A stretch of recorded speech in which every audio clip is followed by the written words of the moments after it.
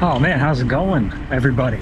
Welcome back. This might be another bonus video. I might just be banking. I don't know yet. I haven't decided. I want to talk about a few things that I bring with me on every bike ride that I think everybody should bring, and we're going to do it in the format of a point of view.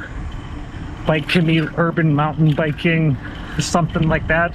City riding, I don't know. Anyways, let's get into it. So like I said, I want to talk about a couple things that I think you should bring on every bike ride, because you just never really know what's going to happen. And I mean, look, some of this might be a little overkill. I admit that. I over prepare for things. So that first thing you should always bring on every bike ride, and this one's a contentious one, I know, is your helmet. There, I said it. I'm the dweeb, I'm the dork, you know, I'm not the young guy anymore. I'm the old guy that wears a helmet while riding this bike now. As much as I get it, right? Like, I understand, I get it.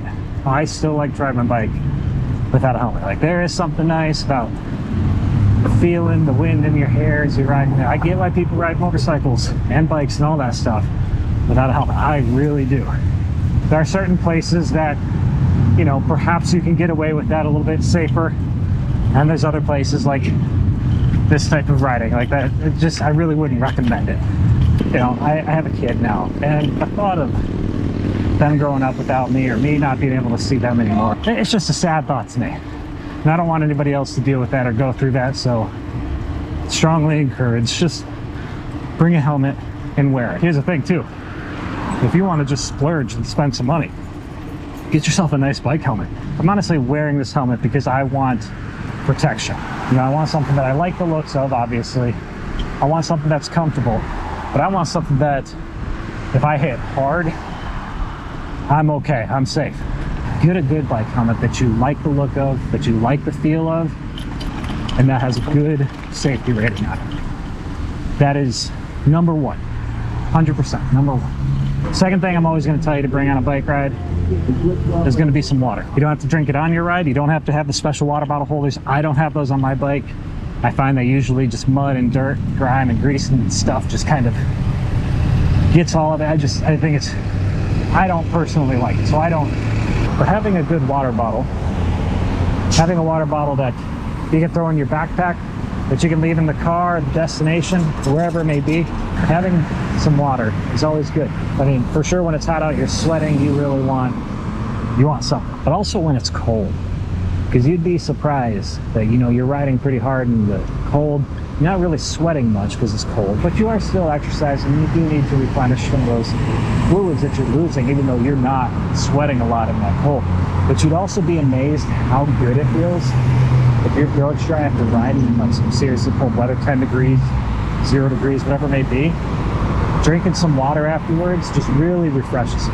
The next two kind of go hand in hand, but they're separate items that I carry every time I go for a bike ride. The first is a bike tool. I always have a bike tool.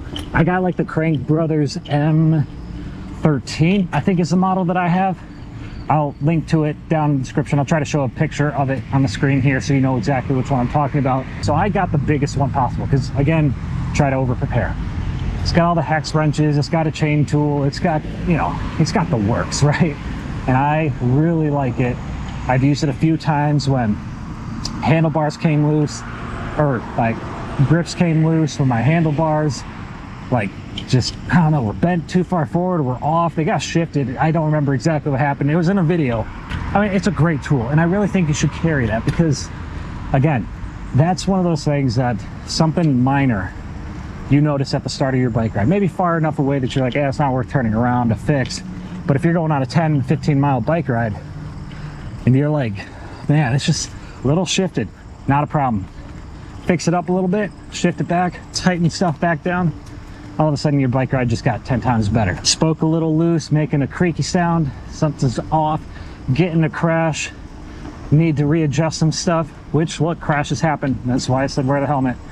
I got videos on here where I've fallen off the bike. It's just it's part of the sport, it's part of the game. But having that bike tool there makes you a little bit more at ease. I've only had to use it a few times, thankfully, but those times that I did, very happy that I did, because I would gladly pay 2 or 3 times the amount of money that I paid for it the initial time to buy it, to continue to have it. I like your dog. Find the bike tool that is best for you and get that. I mean, guys, there's some cool ones out there, right? They got, Crank Brothers has some cool ones that just fit in a pocket, about the size of a little pocket knife or so. I think it's Wolf Tool or Wolf Park. I don't remember. Oh, wait, hang on. Let's see. Wolf Tooth. There we go. See, I got their Wolf Tooth components. I got their stuff on my bike. They're great. Seriously. Check them out. Made in the USA. They make some that actually go into your handlebars, right? So like if you have open-ended handlebar grips, they go in here, magnetic, really tough. A lot of people have those and they don't come out. Like if they fit your handlebars, they're a strong magnet that holds them in and they don't go anywhere. I mean, if you get in like a massive mountain bike crash, that's usually when they pop out a little bit, but beyond that, riding, hitting bumps, no. They stay in there, don't have to carry something on your person, stowed in your bike at all times. Great tools. The fourth thing that I'd recommend you bring is also an air pump. Not just like a massive bike pump. Don't like, load yourself up and carry around a 5-pound bike pump. They make little ones. I think mine is Crank Brothers. Fits into a little tube, about this big, that big around, very small, very lightweight, and it's a little hand pump. Weighs a couple of ounces, takes up no space. The one that I got, that Crank Brothers one, has a special adapter that actually it connects to your water bottle holder. Connects right in there, straps in. That's not going anywhere. It's not taking up really any space on your bike. You don't have to wear a backpack with it. All right, so another thing. See, again, I go overkill. I over prepare for everything. I would recommend you always just take a small first aid kit. Not a big one. You don't need one of everything in it, but you just need a couple key things. And the company I trust the most for this, tell everybody about this company because I think they're a great company, is Uncharted Supply Company's First Aid Core or their Triage Kit. Again, it's just small.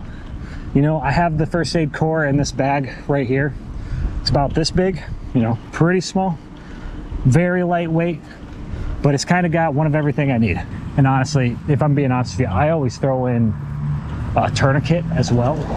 Is that necessary? No, but seeing some pretty gnarly bike accidents. The Triage Kit from Uncharted Supply Company has a lot of those basics, but they also got, duct tape, zip ties, matches. They got a couple things that, can really help prevent gear failure. And that's what it's designed for, right?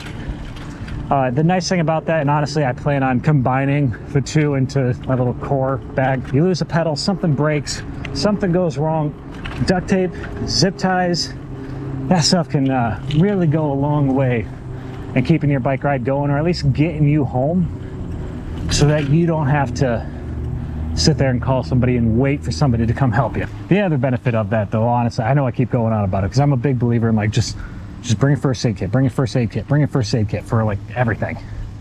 But the added benefit there as well is that, if you have any medications, if you are allergic to something, and maybe you need Benadryl or you need some allergy med or you need an EpiPen or you need an inhaler or something, having that just stowed away neatly in a safe spot, that first aid kit, that it's organized, it's ready to go, really can just make a difference between you suffering for a while unnecessarily or you kind of getting right back into it and enjoying that bike ride again. And now I know, like, hearing this stuff, like, okay, well, that all sounds nice and great and everything, but what do I carry that in? Now, that's not something I have time to get into in this video, but it is something I would like to discuss in a future video of like what to carry your mountain biking gear on, what to carry your bike commuting gear on, what to just carry for like a normal ride. Because I got a few different systems personally. I think that there's a good argument for buying the tools that all are on your bike. A lot of people wear backpacks. That's, what I wear in 99% of these videos. But I also have a big soft spot, not gonna lie, for the fanny pack. 100%. Swear to you, fanny packs are wonderful. 10 out of 10 recommend. I'll have to do a video sometime, probably won't be on the bike, but where I actually showcase like this is how I carry all my stuff and why and for what context. All right folks, that's really all the things that I recommend. Thank you so much for taking the time to listen. Let me know what you bring on your bike rides. I'd love to know. But as always, I appreciate each and every one of you. And until next time, have a great day.